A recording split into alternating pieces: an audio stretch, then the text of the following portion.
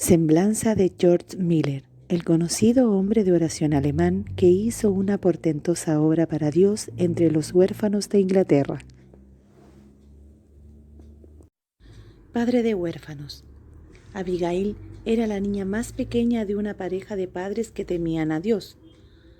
Su primera oración infantil fue dicha en la rodilla de George Mueller, el gran hombre de fe del siglo XIX. Un día la pequeña, tenía solo 3 años de edad, le dijo: «Me gustaría que Dios respondiera a mis oraciones de la misma forma que responde las suyas». Él responderá. Fue la respuesta inmediata de Mueller. Tomando a la pequeña en su regazo, él repitió la promesa de Dios: «Todo cuanto pidiereis en oración, creed que lo recibisteis y lo recibiréis». Ahora, Javier, ¿qué es lo que desea pedir a Dios? «Yo quiero lana», dijo ella. Entonces, él, juntando las manos en actitud de oración, dijo: «Ahora repite lo que yo voy a decir. Por favor, Dios, manda lana para Javier». «Por favor, Dios, manda lana para Javier», repitió la niña, y saltando corrió para jugar, perfectamente satisfecha. De repente ella volvió y, subiendo su rodilla, dijo: «Por favor, Dios, manda en colores variados».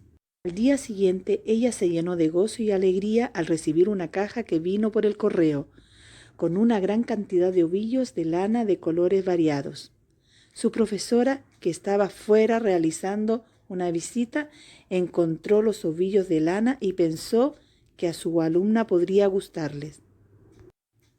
Primer año. Gregory Mueller fue uno de los mayores hombres de oración de toda la historia.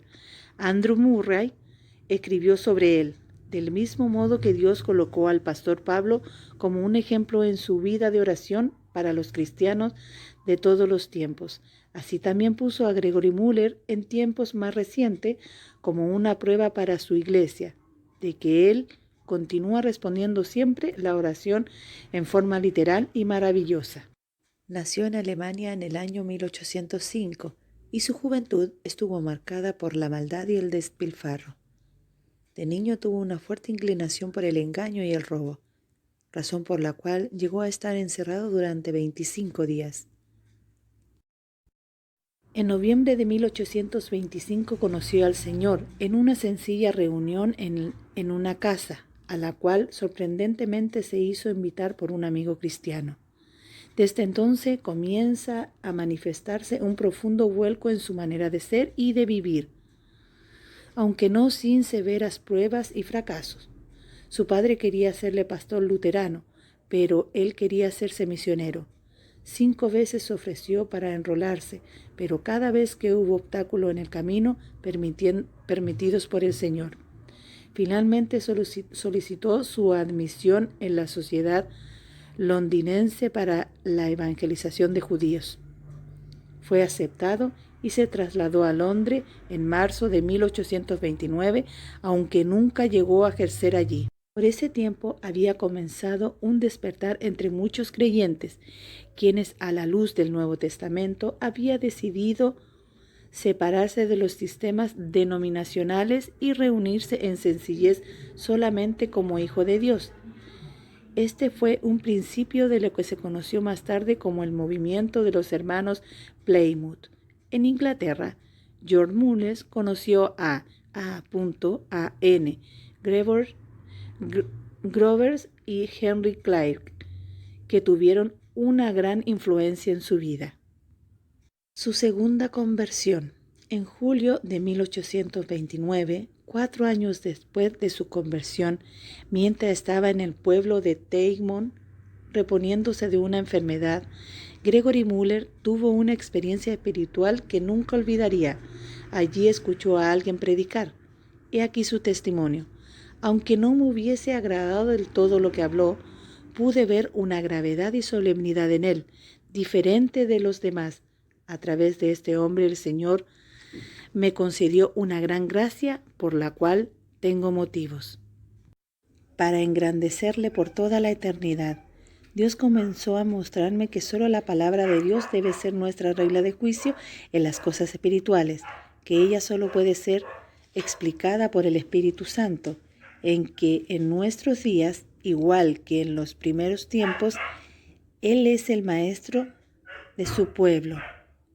Yo no comprendía experimentalmente el oficio del Espíritu Santo hasta esa época. No había visto que el Espíritu Santo solo nos puede enseñar respecto de nuestro estado natural, mostrarnos nuestra necesidad del Salvador, habilitarnos a creer en Cristo, explicando las Escrituras, ayudándonos a predicar, etc. Entender este punto en particular fue, en principio, lo que tuvo un gran efecto sobre mí, pues el Señor me habilitó para ponerlo en práctica, dejando de lado comentarios y casi todos los otros libros, y simplemente leer la palabra de Dios y estudiarla. El resultado de eso fue que la primera noche en que me encerré en mi cuarto para entregarme a la oración y a la meditación de la Escritura, aprendí en pocas horas más de lo que había aprendido durante los últimos meses. Pero la mayor diferencia fue que recibí fuerzas verdaderas en mi alma al hacerlo de aquella manera. A más de eso, agradó al Señor a conducirme a observar un patrón de devoción más alto que el que había tenido anteriormente. Me condujo, en parte, a ver lo que es mi gloria en este mundo, también a ser pobre y despreciable con Cristo. Regresé al hombre mucho mejor de mi cuerpo. En cuanto a mi alma, Él cambió, fue tan grande que fue como una segunda conversión. Al año siguiente, George Muller decidió establecerse en Teigmont, donde fue invitado a hacerse cargo de una pequeña congregación. Habiendo visto la necesidad de depender enteramente de Dios para su mantenimiento, renunció al pequeño sueldo que recibía.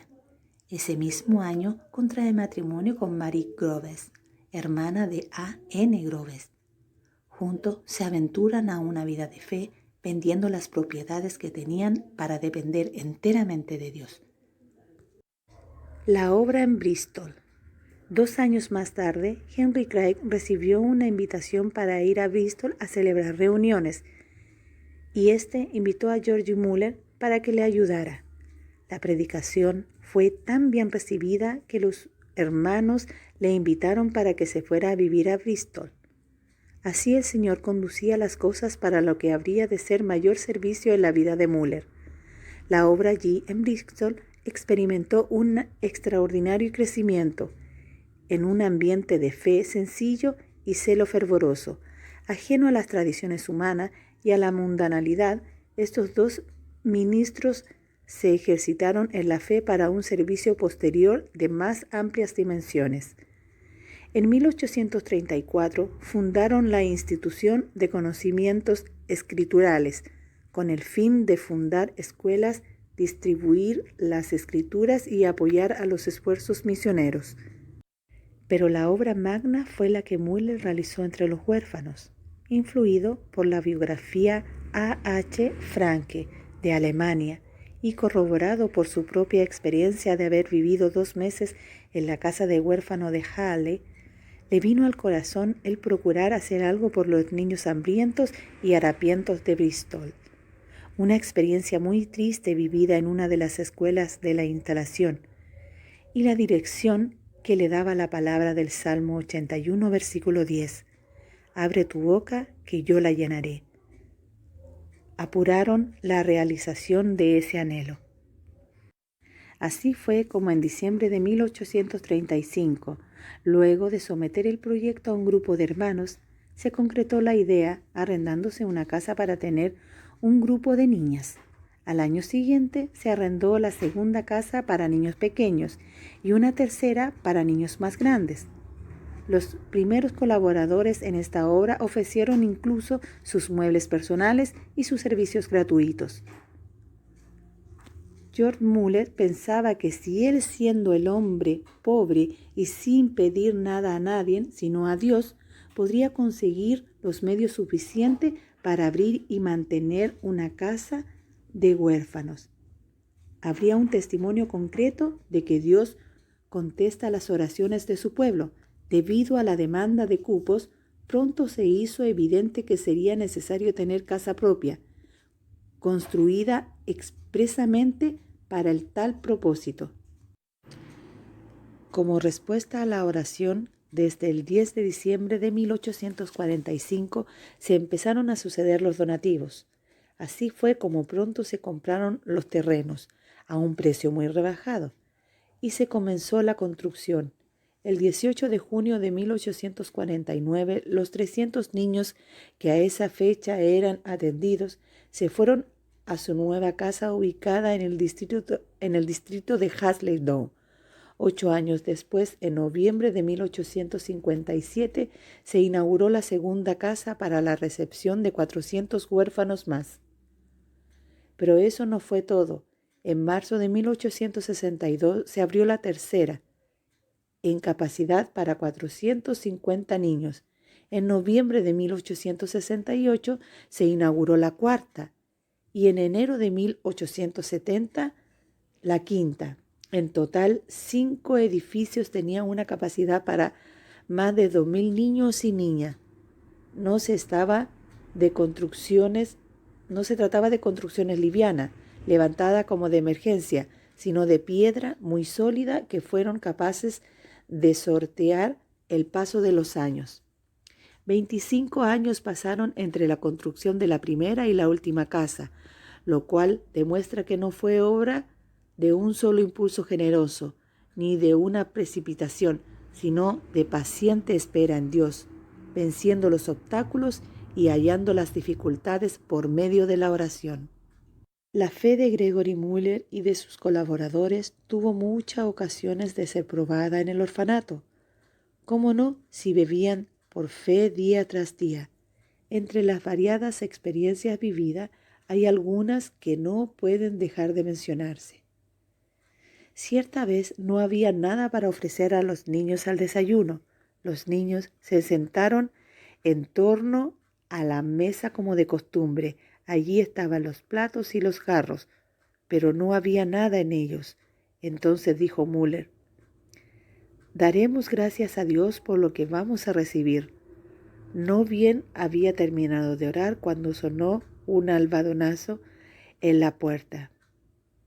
Un lechero mayorista había tenido un accidente rompiéndose una de las ruedas de su vagón frente a la puerta del orfanato, por lo cual había entendido que debía entregar la leche a los niños. Mientras descargaba la leche, llegaron unos carritos de la panadería más selecta de Bristol, con un mensaje que decía que toda la hornada de pan de la noche anterior, por cierto descuido, no tenía la hermosa presentación de costumbre, así que la donaba a los niños. Así fue como con muy poco retraso los niños recibieron aquel día su desayuno, y en abundancia. Algunas veces le preguntaban a Miller: ¿por qué no toman el pan a crédito, ya que el orfanato es obra del Señor? ¿No pueden ustedes confiar en Él, que proveerá los medios necesarios para pagar la cuenta al fin del trimestre? Parecía una buena pregunta, pero Miller tenía una mejor respuesta para ella. Dios no solo suplirá lo necesario, sino que lo hará en tiempo preciso. ¿Por qué confiar en Dios para el fin del trimestre y no confiar en Él ahora? Además, apoyarse en un crédito no significa en ninguna manera el fortalecimiento de la fe.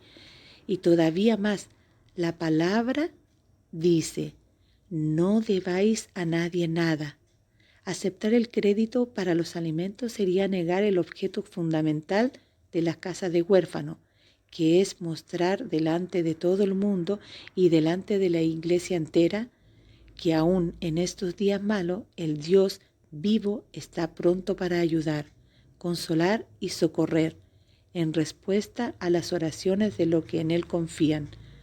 No necesitamos apartarnos de Él para seguir a nuestras semejantes o recurrir a los métodos del mundo. Un relato doméstico. Para ser mejor conocido, George Muller necesitaba ser visto en su vida doméstica simple y diaria. A. T. P. Pearson, en su libro George Muller de Bristol relata así: fue mi privilegio encontrarlo frecuentemente en el departamento número 3, que era el suyo en el orfanato. Su cuarto era de tamaño medio, bien ordenado, pero modestamente amueblado, con mesas, sillas, sofá, escritorio, etc. Su Biblia casi siempre estaba abierta como un libro del cual él hacía continuamente uso. Su aspecto era alto y delgado, siempre vestido con buen gusto y muy erguido. Sus pasos eran firmes y fuertes, su semblante en reposo. Podría haber sido considerado como severo si no fuese por la sonrisa que tan habitualmente iluminaban sus ojos y se movían en sus facciones, y que dejó sus impresiones en la línea de su rostro. Su estilo era de simple cortesía y dignidad espontánea. Nadie en su presencia se sentía como insignificante, y había sobre él un cierto aire de autoridad y majestad indescriptible que hacía recordarla de un príncipe, y sin embargo, mezclado con todo esto, había una simplicidad muy similar a la de un niño, que incluso hacía que ellos se sintieran cómodos con él. En su hablar nunca perdió el acento extranjero y siempre hablaba con articulación lenta y media, como si una doble guardia estuviera colocada en la puerta de sus labios. Con él, ese miembro indomable, la lengua era domesticada por el Espíritu Santo, y él tenía aquella marca que Santiago llamaba de un varón perfecto, capaz también de refrenar a todo el cuerpo. Aquellos que lo conocieron solo un poco y que lo vieron solo en sus momentos serios, podrían haberlo considerado destituido de esa cualidad peculiarmente humana, el humor. Su hábito era la sobriedad, pero él gustaba de un chiste que fuese libre de toda mancha de impureza y que no poseyera alguna ofensa para otro. Para aquellos que conocía mejor y amaba, él mostró su verdadero yo, en sus arranques jocosos, como cuando el infracombre, escalando con su esposa y unos amigos los cerros que daban vista al mar, él caminó un poco adelante y se sentó a descansar, y entonces, cuando ellos recién se habían sentado, se levantó calmadamente y dijo: «Muy bien, ya tuvimos un buen descanso, prosigamos». Ninguna cosa era estimada por él como insignificante e indigna de ser presentada al Señor. Su amigo más antiguo, Robert C. Chapman de Barnstaple, contó al escritor el siguiente y sencillo incidente.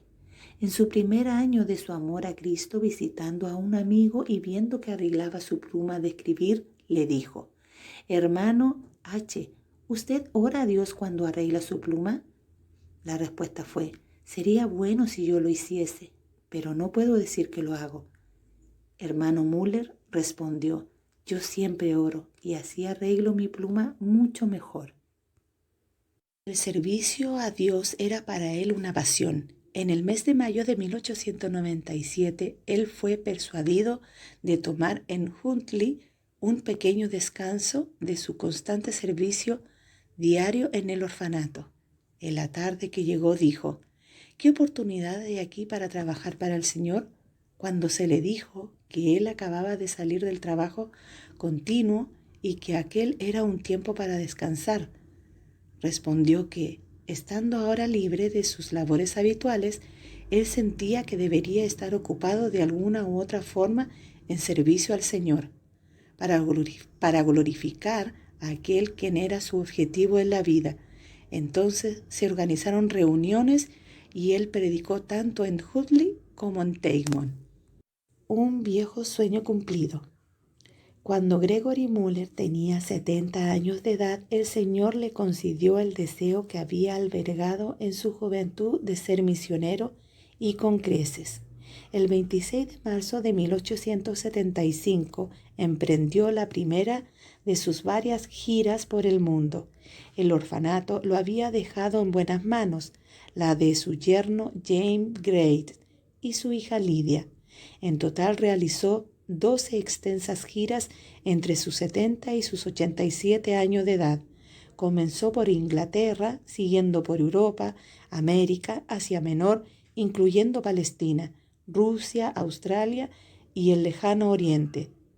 Se calcula que durante esos 17 años dirigió la palabra a más de 3 millones de personas, habiendo hablado entre 5.000 y 6.000 veces. Recorrió 42 países, cubriendo más de 320 kilómetros y ejerciendo una influencia imposible de estimar. En sus viajes misioneros, George Muller mostró una gran firmeza en cuanto a las verdades que había aprendido en sus estudios de las Escrituras, pero también una actitud de generosidad para todos los que se mostraban sinceros, creyentes en el Señor Jesús. No se designaba a aceptar las divisiones hechas por los hombres, ni tampoco quería ocupar un terreno sectario. De acuerdo con los principios apostólicos, reconocía como hermano a todos los salvados por la fe en Jesucristo, no aceptando nombres denominales. Él pensaba que la unidad de la Iglesia se obtenía por el reconocimiento del nombre del Señor Jesús como suficiente. Cristianos, santos, hermanos, discípulos son nombres aplicables por igual a todos los que han experimentado el poder generador del Espíritu Santo.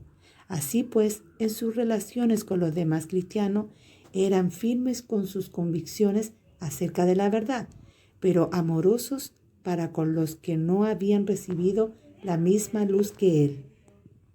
Arturo T. Pierson recuerda una conversación que tuvo con George Muller, aprovechando una de las giras de este por Estados Unidos. Por aquel tiempo, A.T.P. Pierson sustentaba el punto de vista de que el Evangelio debe primero promover la salvación de toda la raza humana y solamente entonces el Señor volverá para reinar. Esto lo expuso a Muller y lo hizo con habilidad. Este lo oyó en silencio, en su postura acostumbrada con los ojos vueltos hacia el piso y las manos entre las rodillas. Al final del argumento, él dijo: «Querido hermano, oí todo lo que usted acaba de decir sobre el asunto. Hay solamente un error. No tiene base en la palabra de Dios». Entonces abrió la Biblia y durante 2 horas mostró lo que la palabra de Dios enseña. Y continuó el asunto por 10 días. Fue un acontecimiento definitivo en el ministerio de A.T.P. Pierson. G.H. Lang, en su autobiografía, recuerda haber oído a George Muller en una conferencia de la Asociación Cristiana de Jóvenes. Habló en 1 hora y 15 minutos. Esto fue lo que escribió después. Aunque tenía 92 años, él permaneció firme y erguido e hizo un resumen con voz muy clara de sus 70 años de servicio a Dios. Sin usar nota, presentó hechos y datos exactos sobre la obra de asistencia a los huérfanos, distribución de folletos y Biblias, así como de sus viajes por el mundo. El número de huérfanos atendidos, de libros distribuidos, de países visitados, de dinero recibido y hasta el menor centavo en cada cuenta.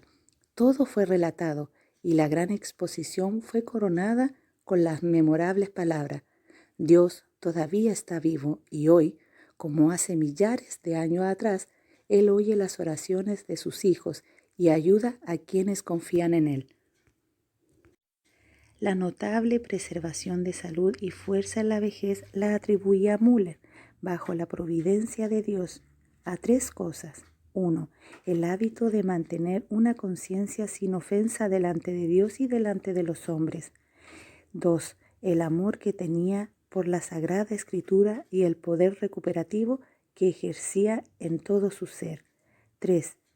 El contentamiento del espíritu que tenía en el Señor y en su obra, encontrándose así aliviado de toda ansiedad y afán, con su consiguiente desgaste físico y nervioso en todos sus trabajos y responsabilidades. Una obra portentosa. Quien leyese el informe financiero anual del trabajo de John Muller descubriría que había un donador anónimo que se identificaba como un siervo del Señor Jesús que procura depositar tesoros en el cielo por el amor constreñido de Cristo. El donador no era otro que el propio Muller. En total de sus ingresos personales accedió a un 93.000 libras esterlinas, de las cuales ofreció para la obra 81.490 libras, 18 selines y 8 peniques, unos $400.000, más del 87% del total. Él afirmó: mi objetivo nunca fue cuánto yo iría a conseguir, sino cuánto yo iría a dar. En el momento de su partida tenía apenas 169 libras, 9 chelines y 6 peniques, unos $850. De esta pequeña cantidad, cerca de 100 libras, $500, era el avalúo de su libro y muebles, y había solamente 60 libras en dinero, $300, que estaban esperando para ser donados.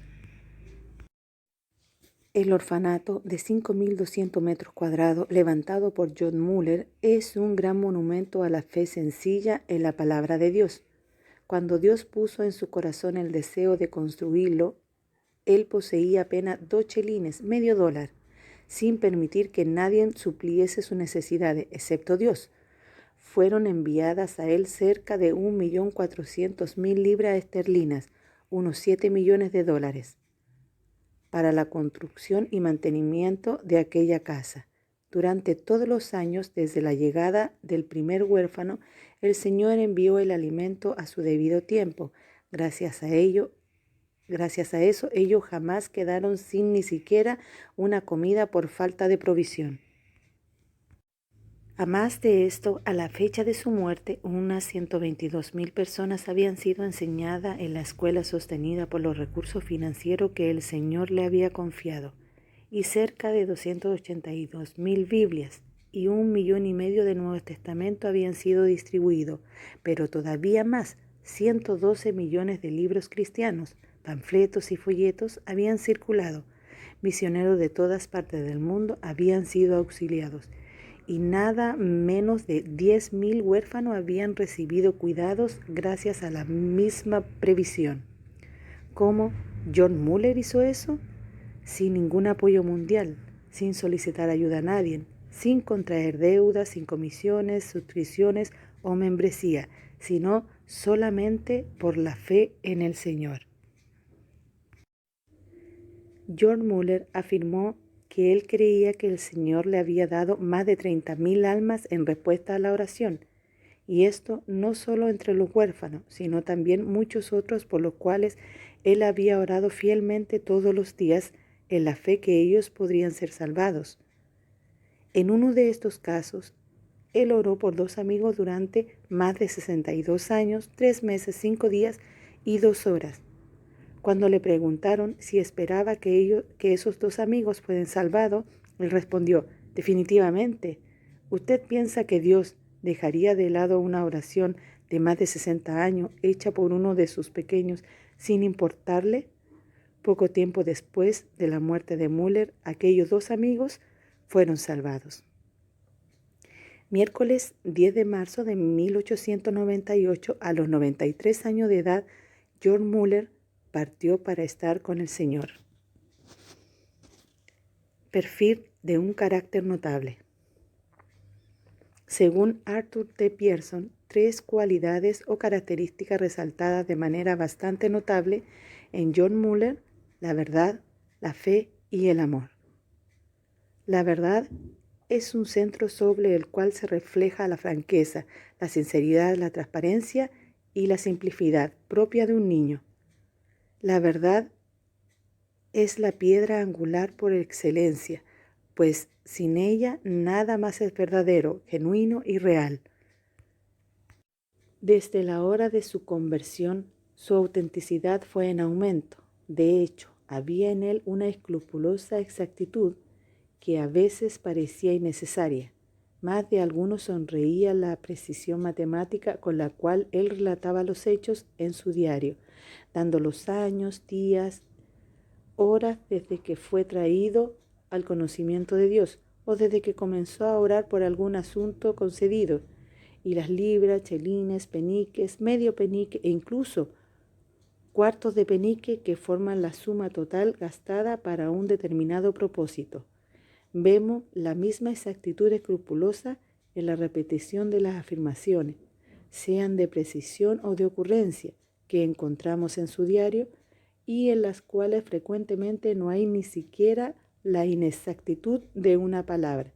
Sin embargo, todo esto tiene un significado: inspirar absolutamente confianza en el registro de los negocios del Señor. La fe era la segunda de las características centrales de John Muller y era únicamente el producto de la gracia. Él hallaba en la palabra del Señor, en su bendito libro, una nueva palabra de promesa para cada nueva crisis de prueba o de necesidad. Él colocaba su dedo sobre el texto y entonces miraba a Dios y decía: «Tú dijiste, yo creo». Persuadido de la verdad infalible de Dios, él descansaba en su palabra con fe resuelta y consecuentemente él quedaba en paz. Si George Muller tenía una gran misión, esa no era fundar una institución de forma mundial, de forma alguna, aunque fuera útil en distribuir Biblias, libros o folletos, o en dar un hogar y alimentar a millares de huérfanos, o en fundar escuelas cristianas o auxiliar obreros misioneros.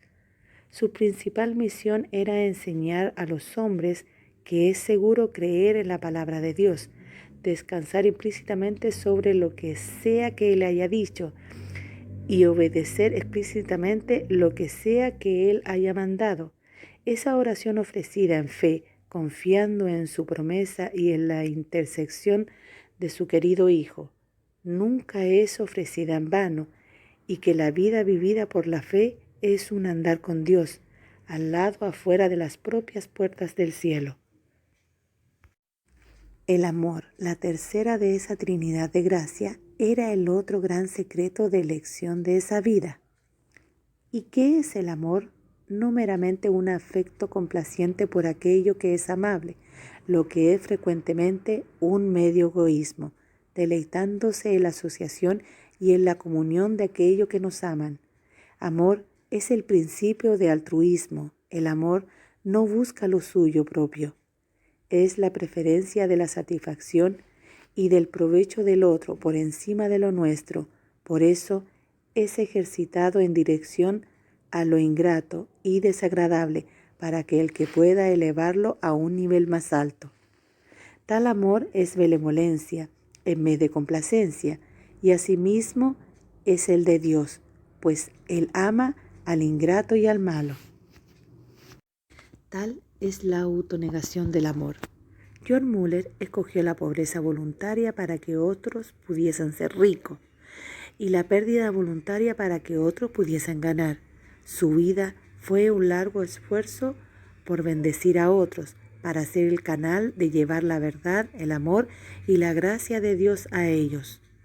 Al menos que el sacrificio voluntario de amor sea tomado en cuenta, la vida de John Muller todavía permanecerá en el enigma: lealtad a la verdad, obediencia a la fe, sacrificio de amor, forman la llave triple que abre para nosotros las cámaras cerradas de aquella vida. Alguien le preguntó cuál era el secreto de su obra. Él dijo: «Hubo un día en que yo morí completamente», y tal como él dijo, él se curvó más y más abajo hasta que casi tocó el piso. Morí para George Muller, sus opiniones, preferencias, gustos y voluntad. Morí para el mundo, su aprobación o censura. Morí para la aprobación o censura incluso de mis hermanos y amigos, y desde entonces he intentado solamente mostrarme aprobado delante de Dios.